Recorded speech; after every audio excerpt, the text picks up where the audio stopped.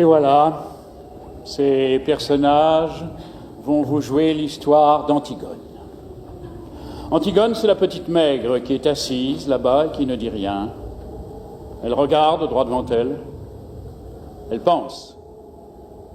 Elle pense qu'elle va être Antigone tout à l'heure, qu'elle va surgir soudain de la maigre jeune fille noiraude et renfermée que personne ne prenait au sérieux dans la famille, et se dresser seule en face du monde, seule en face de Créon, son oncle, qui est le roi. Elle pense qu'elle va mourir, qu'elle est jeune, et qu'elle aussi, elle aurait bien aimé vivre. Mais il n'y a rien à faire, elle s'appelle Antigone, et il va falloir qu'elle joue son rôle jusqu'au bout. Et depuis que ce rideau s'est levé, elle sent qu'elle s'éloigne à une vitesse vertigineuse de sa sœur, Ismène, qui bavarde et rit avec un jeune homme.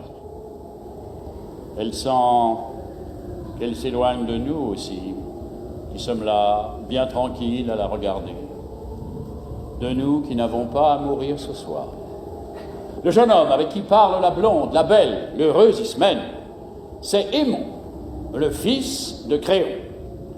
Il est le fiancé d'Antigone.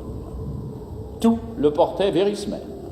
Son goût de la danse et des jeux, son goût du bonheur et de la réussite, sa sensualité aussi, car Ismène est bien plus belle qu'Antigone. Et puis un soir de bal, où il n'avait dansé qu'avec Ismène, un soir où Ismène avait été éblouissante dans sa nouvelle robe, il a été trouvé Antigone, qui rêvait dans un coin comme en ce moment, ses bras entourant ses genoux, et il lui a demandé d'être sa femme.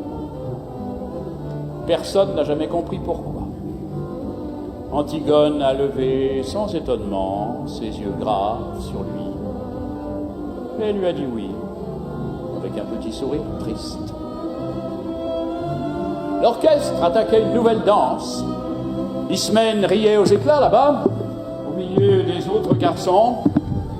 Et voilà, maintenant lui, il allait être le mari d'Antigone. Il ne savait pas qu'il ne devait jamais exister de mari d'Antigone sur cette terre et que ce titre princier lui donnait seulement le droit de mourir. Cet homme, robuste, aux cheveux grisonnants, qui médite là, près de son page, c'est Créon, c'est le roi. Il a des rides, il est fatigué, il joue au jeu difficile de conduire les hommes. Avant, du temps d'Édipe, quand il n'était que le premier personnage de la cour, il aimait la musique, les belles reliures, les longues flâneries chez les petits antiquaires de Thèbes. Mais Édipe et ses fils sont morts. Il a laissé ses livres, ses objets, il a retroussé ses manches et il a pris leur place. Alors quelquefois, le soir, il est fatigué. Et il se demande s'il n'est pas vain de conduire les hommes, si ce n'est pas un office sordide qu'on doit laisser à d'autres, plus fruste.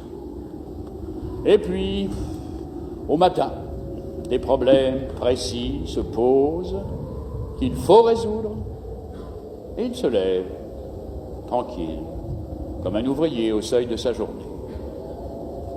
Créon est seul avec son petit page, qui est trop petit, et qui ne peut rien non plus pour lui.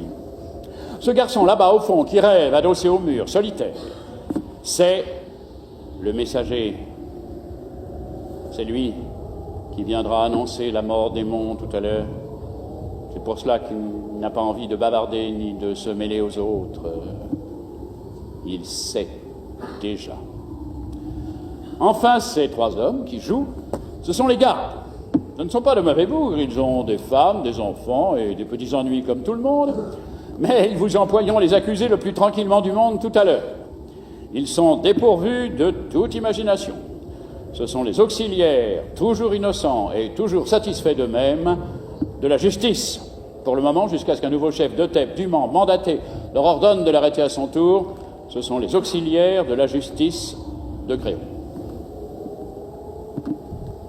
Et maintenant que vous les connaissez tous, Ils vont pouvoir vous jouer leur histoire.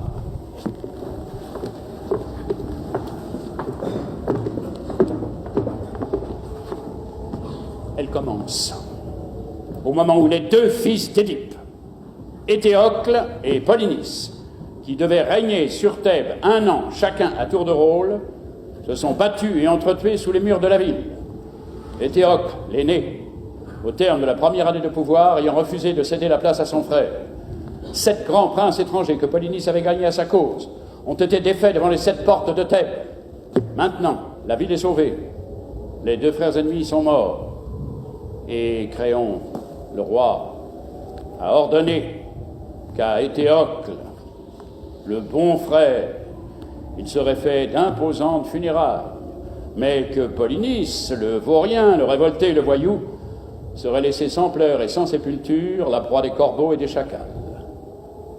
Quiconque osera lui rendre les devoirs funèbres sera impitoyablement puni de mort.